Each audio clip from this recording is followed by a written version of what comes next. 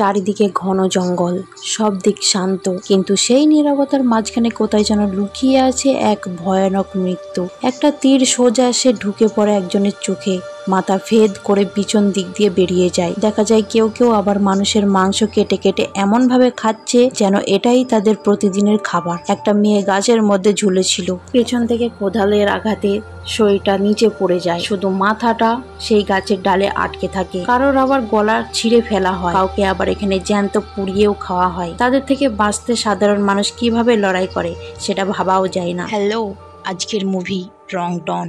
Movie শুরু হয়, দেখানো হয় দুটো কলেজ ছাত্রছাত্রী ওয়েস্ট ভার্জিনিয়া থেকে এক ঘন জঙ্গলের পাহাড়ে ট্রেকিং করতে যাচ্ছে। ছেলেটা ওপরে উঠতে সফল হয়ে যায় আগে, মেয়েটা তখনও উঠছিল। হঠাৎ করে মেয়েটা পিছলে পড়ে যায়, কিন্তু নিজেকে কোনোভাবে সামলে নেয়, আবার উঠতে শুরু করে। তারপর একটা ভয়ঙ্কর ঘটনা ঘটে, মেয়েটার মুখে কয়েক ফোঁটা রক্ত পড়ে, তাজা রক্ত। মেয়েটা উপর দিকে তাকিয়ে দেখে ওই ছেলেটা যে কিনা তার আগে পাহাড়ে উঠছিল, পাহাড়ের ওপর মৃত অবস্থায় পড়ে আছে। তখনই কেউ একজন তাকে টেনে নিয়ে যায় এবং পাহাড় থেকে ছুঁড়ে ফেলে দেয়। এটাই সব থেকে প্রচন্ড ভয় পেয়ে যায়। এরপরেই দেখা যায় মেয়েটার দড়িটা কেউ একজন টানতে শুরু করেছে, এবার যেন তার পালা। মেয়েটা দড়িটা কেটে দেয় এবং নিচে পড়ে যায়, এবং নিচে পড়েই দেখে পাশেই তার বন্ধু মৃত অবস্থায় পড়ে আছে। সে কিছু বুঝে ওঠার আগে লক্ষ্য করে যে জঙ্গলে কেউ যেন তার দিকে আস্তে আস্তে এগিয়ে আসার চেষ্টা করছে। নিজেকে বাঁচার চেষ্টা করতে মেয়েটা ভয়ে কাঁপতে কাঁপতে দৌড়তে শুরু করে। আশেপাশে কিছুই দেখা যাচ্ছিল না, শুধু ঘন জঙ্গল আর জঙ্গল। হঠাৎ করে তার পা একটা কাঁটার মতো ধারালো ফাঁদে আটকে যায়।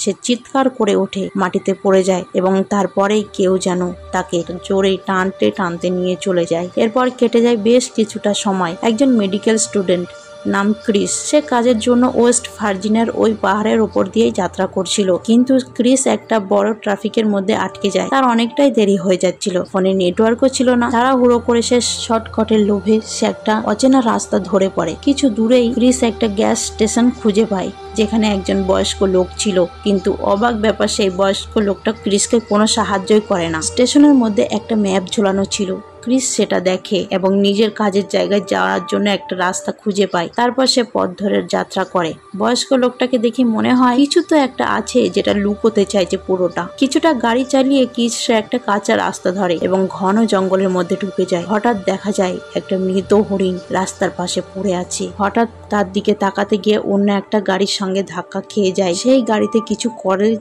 পড়ুয়া ছাত্রছাত্রী ছিল, যারা একসাথে ঘুরতে বেরিয়েছিল।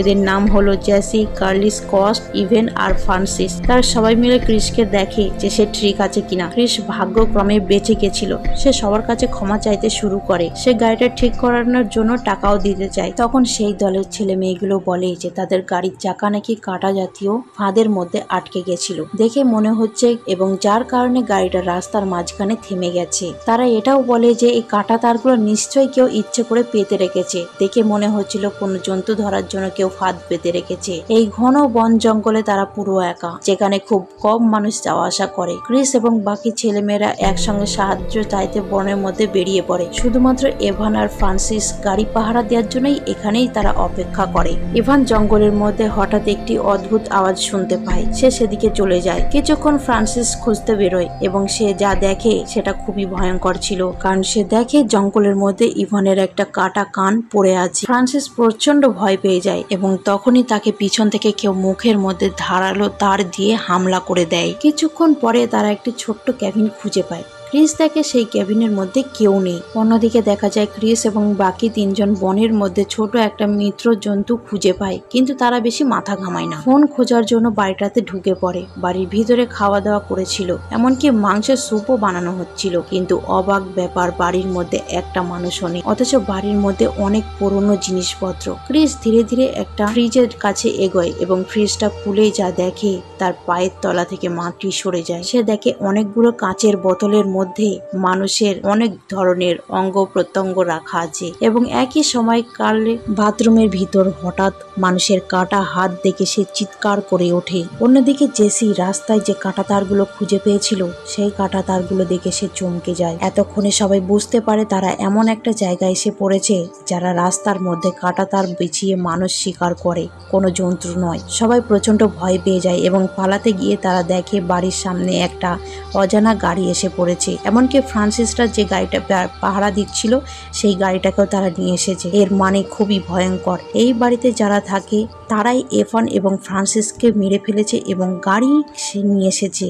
ক্রিস এবং বাকিরা বুঝতে পারে খুব ভালো করেই যে তারা এখানে ফেসে গেছে। তারা কোনোভাবেই একটা বিছানার নিচে লুকিয়ে পড়ে। তখনই হঠাৎ এই ভয়ঙ্কর রাক্ষসীর মতো দেখতে মানুষগুলো ফ্রান্সিসের মৃতদেহ টেবিলের উপর রাখে এবং কাটতে শুরু করে এবং এটা দেখেই তার প্রচন্ড ভয় পেয়ে যায়। কেউ কোনো শব্দ উচ্চারণ করে না। তারা লুকিয়ে লুকিয়ে দেখে ফ্রান্সিসের হাতটা কাটা হচ্ছে একটা ধারালো চাকু নিয়ে। ফ্রান্সিসকে ভয়ঙ্কর ভাবে টুকরো টুকরো করে ফেলছে এরা আসলে বিকৃত মস্তিষ্কের ছিল, যেটা কিনা এক ধরনের মানসিক রোগ এবং অন্যভাবে বলা যায় এরা মানুষ খেকো ছিল, যারা কিনা মানুষের মাংস খেতে ভালোবাসে। এদের কাজ হলো জঙ্গলের মধ্যে সাধারণ মানুষকে ধারালো তালে ফাঁসিয়ে নেওয়া এবং ধারালো তারের মধ্যে ফাঁসিয়ে তাদেরকে বাড়িতে নিয়ে আসা এবং কেটে কেটে তাদের মাংসগুলো রান্না করে বা কখনো কখনো রান্না ছাড়া কাঁচাই খেত তারা মানুষের মাংস। এদের মধ্যে একজনের 3টে আঙুল, আরেকজনের দাঁত কাটা, আর একজনের একটা চোখ। এরপর একটা সময় পর যখন মানুষ খেকো মানুষগুলো ঘুমিয়ে পড়ে তখন ক্রিস, জেসি, স্কার্লি এবং স্কট ধীরে ধীরে বাইরে বেরিয়ে আসে। ঠিক বেরোতেই যাবে এমন সবাই মানুষ খেকো একটা লোকের ঘুম ভেঙে যায়। ক্রিস এবং বাকিরা জঙ্গলের দিকে প্রাণপণে দৌড়ায়। প্রাণ তো বাঁচাতে হবে। ছুটে গিয়ে তারা একটা জঙ্গলের মধ্যে ঢুকে পড়ে। তারা দৌড়তে দৌড়তে এমন একটা জায়গায় পৌঁছায় যেখানে অনেকগুলো গাড়ি রাখা ছিল, কিন্তু অবাক ব্যাপার প্রত্যেকটা গাড়িতেই রক্তের দাগ এবং আশেপাশে মানুষের জিনিস ছড়ানো। দেখে বোঝাই যায় ওই মানুষ খেকো লোকগুলো অনেক নির্দোষ মানুষের প্রাণ নিয়েছে। ক্রিস এবং বাকিরা সবাই লুকিয়ে লুকিয়ে দেখে যে কিছুটা দূরে ওই নর পিশাচগুলো তাদের গাড়ি থামিয়ে তাদেরকেই খোঁজাখুঁজি করছে। ক্রিস একটা পালানোর প্ল্যান বানায়। যেভাবেই হোক এই জঙ্গল থেকে পালাতেই হবে। সে জঙ্গলের ভুল দিশায় দৌড়বে যাতে সেই ভয়ঙ্কর নর পিশাচগুলো তার দিকে ভুল দিকে দৌড়াবে। আর এদিকে সেই সুযোগে বাকিরা সেই নর পিশাচদের গাড়িটা নিয়ে পালাতে শুরু করে। ঠিক এই প্ল্যান অনুযায়ী ক্রিস জঙ্গলে চিৎকার করতে করতে দৌড়াতে শুরু করে, কিন্তু দুর্ভাগ্যবশত এক নর পিশাচ ক্রিসের পায়ে গুলি করে দেয় এবং তার দিকে ছুটে আসে। স্কট অন্যদিকে দৌড়ায় যাতে সেই নর পিশাচগুলো অন্যদিকে নিয়ে যাওয়া যায়। ঠিক এই সুযোগকে কাজে লাগিয়ে সেই দুটি মেয়ে এবং ক্রিস কোনোভাবে রাক্ষসদের গাড়ি পর্যন্ত পৌঁছে পালাতে শুরু করে। তারা গাড়ি চালিয়ে তাড়াহুড়ো করে বনের মাঝে স্কটকে খুঁজে বার করে, কিন্তু যেই স্কট গাড়ির সামনে পৌঁছায় দূর থেকে একটা নর পিশাচ তাকে তীর মেরে হামলা করে। তীরগুলো তার বুক চেড়ে পার হয়ে যায় এবং স্কট সেখানেই মারা যায়। এ সময় ক্রিস এবং সেই মেয়েগুলো অসহায় হয়ে পড়ে। তারা নিজেদেরকে বাঁচানোর জন্য তারা ঘন জঙ্গলে চলে যায়। নর পিশাচগুলো 3 জনকে খুঁজতে শুরু করে। বনের মধ্যে এবার ক্রিস, জেসি এবং স্কার্লি একটা বড় টাওয়ার খুঁজে পায়। তারা সেখানে একটা পুরনো রেডিও বের করে, যারা তার সাহায্যে বারবার তারা সাহায্য চাইতে শুরু করে। এমন সময় ক্রিস লক্ষ্য করে যে 3টি নরপিশাচ তাদেরকে খুঁজতে খুঁজতে টাওয়ারের নিচ দিয়েই পার হচ্ছে। দুর্ভাগ্যবশত ঠিক তখনই রেডিও থেকে একটা জোরে আওয়াজ আসে।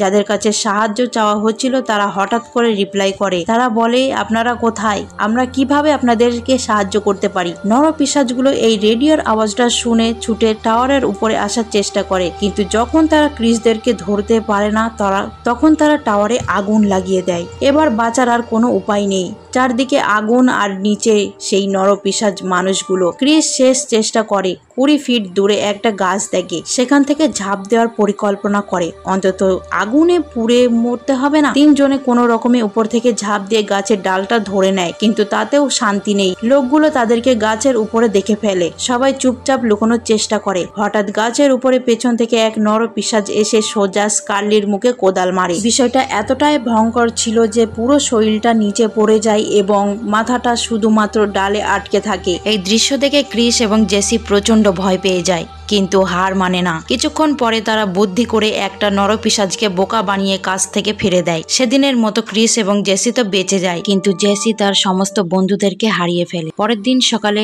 20 বনের মধ্যে দিয়ে একটা রাস্তা খুঁজে পায়। মনে হয় শেষ পর্যন্ত তারা হয়তো বাড়ি ফিরে যাওয়ার রাস্তা পেয়েছে, কিন্তু হঠাৎ করে সেই নরপিশাচ মানুষগুলো তাদের উপর হামলা করে দেয় এবং জেসিকে ধরে নিয়ে চলে যায়। অন্যদিকে ক্রিস দেখে রাস্তা দিয়ে পুলিশের গাড়ি যাচ্ছে। সে তাড়াতাড়ি যায় এবং পুলিশকে সবকিছু বলার চেষ্টা করে, কিন্তু হঠাৎ হঠাৎ করে কোথা থেকে একটা তীর এসে সোজা পুলিশের চোখেই ঢুকে যায়, পুরো মাথা ভেদ করে বেরিয়ে যায়। আসলে এক নরপিশাচ তাদেরকে দূর থেকে লক্ষ্য করছিল। এই রকম ভয়ঙ্কর হামলা দেখে ক্রিস তাড়াতাড়ি আবার জঙ্গলের মধ্যে লুকিয়ে যায় এবং সেই নরপিশাচ মানুষটা এসে পুলিশটাকে নিয়ে পুলিশের মৃতদেহটাকে গাড়িতে তোলে। এই ভাগ্যে ক্রিস গাড়ির নিচে লুকিয়ে পড়ে এবং আবার পৌঁছে যায় ওই নরপিশাচ মানুষদের বাড়িতে, যেখানে তারা জেসিকে বেঁধে রেখেছিল। দেখা যায় ধীরে ধীরে একটা ভয়ঙ্কর নরপিশাচ একটা চাকু নিয়ে জেসির গলা কাটতে আসে, আর যেই সামনে আসে হঠাৎ করে ক্রিস সেই বাড়িতে আগুন ধরিয়ে দেয়। ক্রিস নিজের সর্বশক্তি দিয়ে সেই নরপিশাচ দুটোকে আটকানোর চেষ্টা করে এবং তাদেরকে মেরে শক্তিহীন করে দেয়। ক্রিস তাড়াতাড়ি করে জেসির একটা হাত খোলে, কিন্তু হঠাৎ একটা নরপিশাচ কোনোভাবে জেগে যায় এবং ক্রিসকে গলা টিপে ধরে তার প্রাণ নেওয়ার চেষ্টা করে। জেসি বিন্দু মাত্র সময় নষ্ট না করে নিজের হাত খোলে এবং একটা ধনুক নিয়ে ঠিক তার পেছনে তীর মেরে হত্যা করে দেয়। লড়াই কিন্তু এখানেই শেষ হয় না। জেসি এবং ক্রিস দুজনকে চাকু এবং কোদাল দিয়ে আহত করে এই বাড়িটা থেকে বেরিয়ে যায় এবং শেষ পর্যন্ত ক্রিস ওই পুরো বাড়িটাকে আগুনে জ্বালিয়ে শেষ করে দেয় এবং ক্রিস আর জেসি ফিরে যায় সেই বয়স্ক লোকটার গ্যাসের স্টেশনে, যেখানে পাহাড়ে সেই ম্যাপটা ছিল। বয়স্ক লোকটা ভয়ে বাড়ির ভিতরে ঢুকে যায়, কারণ সে সবকিছু সত্য কথা জানতো যে জঙ্গলের ভিতরে আসলে কি হয়। ক্রিস তাকে কিছু বলে না, কিন্তু ম্যাপটা ছিঁড়ে ফেলে দেয় যাতে দ্বিতীয়বার কোনো মানুষ এই ভয়ঙ্কর ফাঁদে না পড়ে। একদম শেষ দৃশ্যে দেখা যায় এক পুলিশ যে কিনা ক্রিসদের রেডিও কল পেয়েছিল সেই ধ্বংস হয়ে যাওয়া ওই বাড়িতে তদন্ত করতে আসে এবং তখনই হঠাৎ 3টে আঙুলবাড়া সেই নরপিশাচ কোনোভাবে বেঁচে ছিল, যে কিনা এসেই পুলিশটাকে কুদল দিয়ে মেরে ফেলে এবং পাগলের মতো জোরে জোরে হাসতে থাকে। মুভিটা এখানেই শেষ হয়ে যায়। ওই নরপিশাচগুলোকে হত্যা করলো, তাদের মধ্যে একটা নরপিশাচ কিন্তু এখনো জীবিত। এরপরে কি হয় এই মুভিটার আরো পার্ট আছে, তোমরা যদি চাও আমি পরের পার্টটাও এক্সপ্লেন করতে পারি। তো তোমাদের যদি ভিডিওটি ভালো লেগে থাকে এবং তোমরা যদি পার্ট 2 চাও তাহলে লাইক, শেয়ার, কমেন্ট এবং সাবস্ক্রাইব করো এবং দেখা হবে আবার কোনো নতুন এক এক্সপ্লেন ভিডিও নিয়ে। তাহলে আজকের মতো আসছি। সকলে ভালো থাকবেন, সুস্থ থাকবেন। আল্লাহ হাফেজ। Thank you for watching.